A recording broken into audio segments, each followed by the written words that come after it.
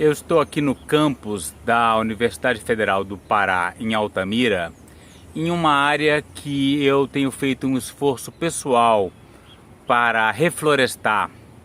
E eu preciso falar sobre mudanças climáticas e adaptação às mudanças climáticas. Nós nunca tivemos aqui em Altamira um ano tão quente e tão seco como esse ano de 2023. Geralmente em meados de agosto a gente ainda tem algumas chuvas do fim da estação chuvosa. Agora nós já estamos no período da seca, mas nessa época a gente ainda tem mais ou menos uma chuva a cada semana, a cada 10 dias. Isso talvez pareça muito para quem vive no Sudeste, onde as temperaturas não são tão elevadas, mas aqui é muito quente. Então, se você tem uma chuva forte hoje, você consegue manter a umidade por 3, 4, 5 dias, uma semana depois já está bastante seco. A última chuva forte que a gente teve aqui em Altamira foi no dia 21 de julho. Então já faz mais de um mês que aconteceu a última chuva forte. E a seca está realmente intensa. E ainda estamos em meados de agosto. A nossa seca ela se estende atualmente até novembro, e esse ano eu não duvido que muitas vezes até dezembro, 15 de dezembro, você tem as primeiras chuvas. Dificilmente no Natal ainda não está chovendo, mas esse ano eu não sei como vai ser, porque a seca está realmente intensa. Vamos dar uma olhada nos efeitos da seca sobre essa área aqui atrás de mim e conversar um pouco sobre adaptação climática a essas mudanças que inevitavelmente virão. Mesmo que passássemos a cuidar, a zerar o desmatamento da Amazônia, as próprias mudanças climáticas decorrentes do aquecimento global vão inevitavelmente tornar essa área mais quente e mais seca. Então a gente tem necessariamente que se adaptar a essas mudanças que estão por vir. Mas o que a gente está fazendo ao desmatar, ao seguir desmatando, e o desmatamento continua acontecendo, basta vocês verem as imagens de satélite que mostram vários incêndios ao longo do sul da Amazônia, especialmente, porque no norte ainda tá, a gente tem até um bocado de chuva. Ao norte do Rio Amazonas a gente tem chuva agora. Em Altamira, a época que tem mais incêndios ainda não chegou, né? Aqui queima forte em setembro, outubro e novembro, não necessariamente em agosto. Os incêndios na Amazônia começam pela região sul. E se você for comparar com o que aconteceu nos últimos 4 anos de governo Bolsonaro, a situação atual até que parece relativamente tranquila. Na época de Bolsonaro estava queimando muito mais. Mas o fato é que Lula, por mais que tenha diminuído os desmatamentos, não conseguiu levá-los ao zero, que é o que a gente precisava. Na verdade, a gente não precisava apenas zerar o desmatamento, a gente precisava começar urgentemente um processo de reflorestamento. E é sobre isso que eu vou falar aqui. Então estamos dentro da universidade, ali o prédio multidisciplinar, para lá a gente vê o prédio da medicina, engenharia florestal, e aqui a gente tem uma área que um dia deve receber um prédio, mas enquanto não tiver esse prédio, eu quero que ela seja uma área florestada. E eu espero que no dia que esse prédio for construído, ele seja construído de uma forma ecológica, de modo que mantenha árvores no entorno. É claro que para isso a gente vai ter que ter uma alteração completa da equipe que dirige a universidade hoje, que não existe ainda esse pensamento que valoriza as árvores. Então, como é que eu comecei o processo de reflorestamento nessa área? No início isso aqui era um capinzal impenetrável. E então eu comecei atacando fortemente o capim aqui na beira do muro. e introduzir algumas mudas de espécies arbóreas.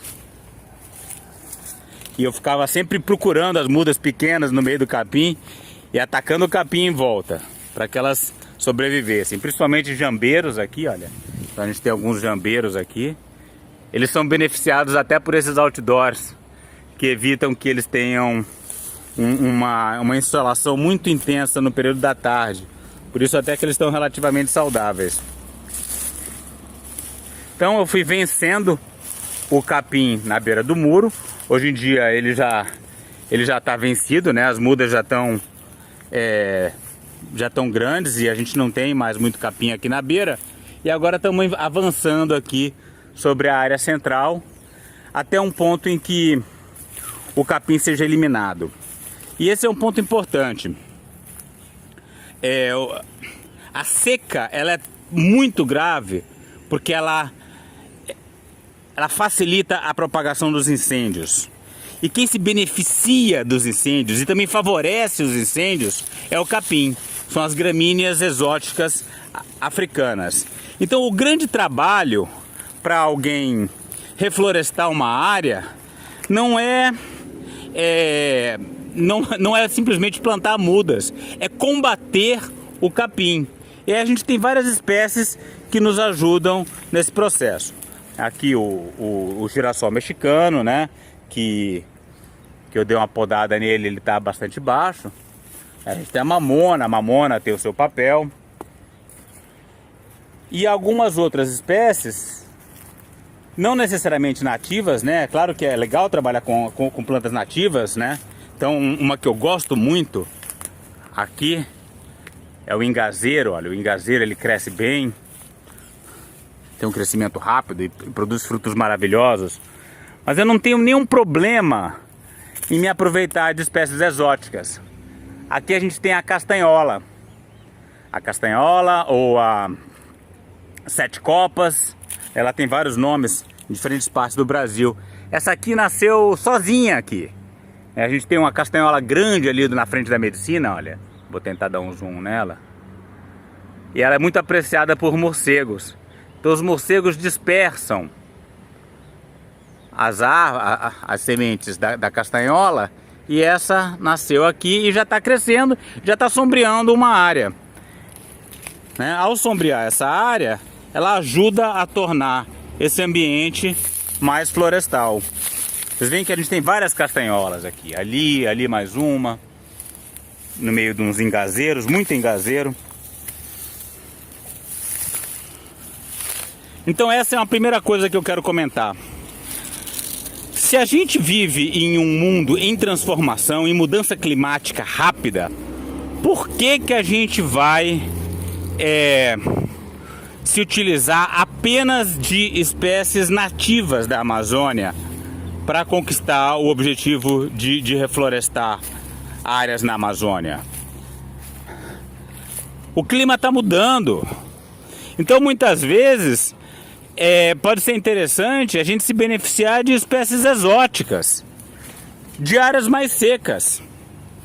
E aí eu tenho esse exemplo polêmico, controverso, da leucena, né? A leucena leucocéfala, que é uma espécie da mata seca da Costa Rica e que pode ser muito útil na recuperação de áreas degradadas na Amazônia.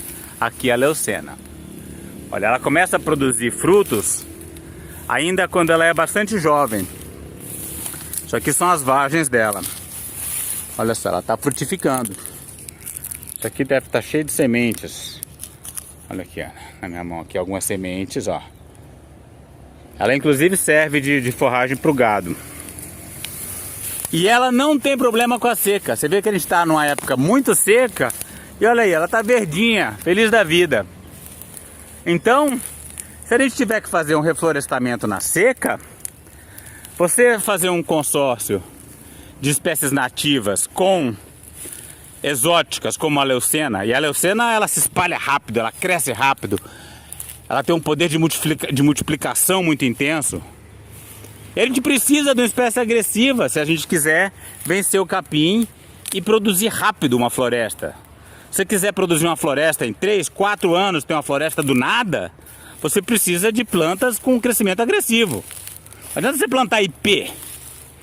O ipê, depois de 3 anos, ele tá pequenininho ainda e o capim dominou ele. Tá? Então aqui a leucena é muito útil. E a castanhola também, né? Como eu já disse, aqui mais uma castanhola, que também é uma espécie exótica, ela não é brasileira. Mas essa área aqui já vai começar a ficar sombreada. Espero que ela sobreviva a essa seca. E a gente vai começar a ter um ambiente onde a gente pode ter a proliferação de plantas mais sensíveis. Falando em espécies exóticas, aqui a gente tem uma mangueira. A mangueira, que é uma planta já tão brasileira, também é exótica, ela é da Índia. Mas por que não utilizá-la em projetos de reflorestamento? A manga também é uma espécie relativamente resistente e produz frutos maravilhosos que são muito apreciados pela nossa fauna. Então a gente não precisa ser extremamente purista e falar não quero fazer reflorestamento com mangueira. O clima está mudando, o mundo está mudando. E uma mangueira produz uma quantidade gigantesca de sementes grandes que produzem mudas resistentes. Então por que não fazer reflorestamento com mangueira? Aqui em Embaúba. Embaúba é uma estrela da regeneração florestal. Essa é uma espécie nativa. Então a ideia é consorciar plantas nativas e exóticas nesse processo de regeneração florestal. Mais um engazeiro, né? O ingá com seus frutos deliciosos, sem dúvida deve estar em qualquer projeto de reflorestamento. Eu gosto muito do coco da Bahia, mas os meus coqueiros estão sofrendo muito agora na seca. Eu acho que certamente eu vou perder vários.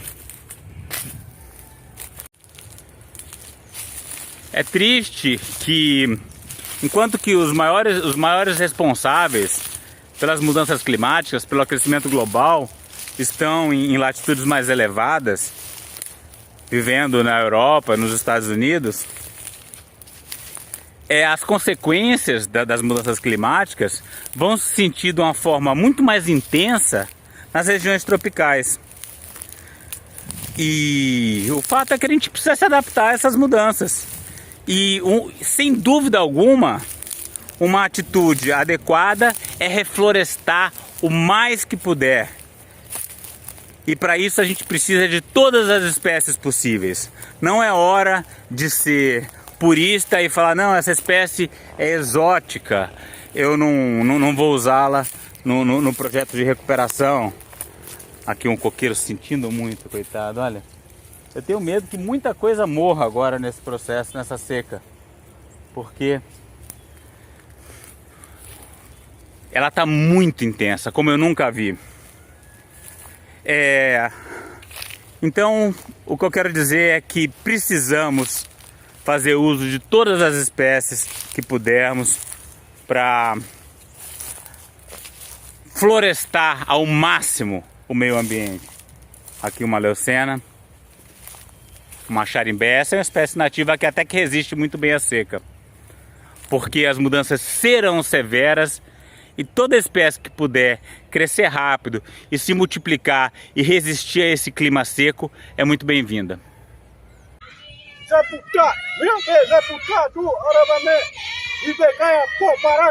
Para saber mais e participar dessa luta radical pelos povos indígenas, a floresta tropical e a biodiversidade de modo geral, inscreva-se no canal, deixe seu like e comentário.